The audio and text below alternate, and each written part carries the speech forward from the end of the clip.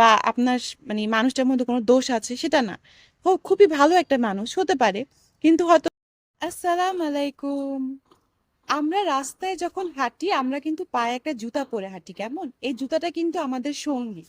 এই জুতাটা যদি আমাদের পায়ে না থাকে, দেখা যাবে যে আমাদের পায়ে কেটে যাবে বা আমরা ব্যথা পাবো বা অনেক কিছু হতে পারে, এটা আমরা সবাই জানি।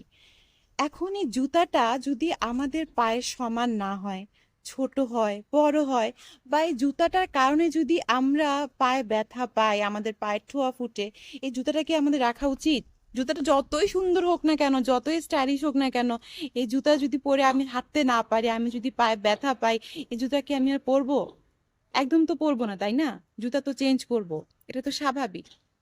তো একটা মানুষকে আপনি আপনার জীবন সঙ্গী হিসেবে বানাতে চান বা বানিয়েছেন, কিংবা আপনি স্বপ্ন দেখছেন তাকে নিয়ে আপনি আপনার জীবনটা কাটাবেন, আপনার জীবন যাতে স্মুথ হয়, সুন্দর হয়, তাই না? সে কারণে তো আপনি একটা মানুষকে আপনার জন্য আপনি পছন্দ করেছেন। তো সে মানুষটাই যদি আপনাকে শান্তি না দেয়, কষ্ট দেয়, ব্যথা দেয়, তার জন্য যদি আপনার দেখা যায় কি কষ্ট করতে হচ্ছে, আপনি রাতের পর রাত ঘুমাতে পারছেন না, আপনি মানসিক অশান্তিতে আছেন, আপনি শান্তি পাচ্ছেন না, আরো নানাভাবে আপনাকে ছোট করছে, আপনি টর্চার ফিল করছেন, তাহলে কি মানুষের সাথে আপনার থাকা উচিত? আপনার অতি শীঘ্রই উচিত এই মানুষটাকে পরিবর্তন করা।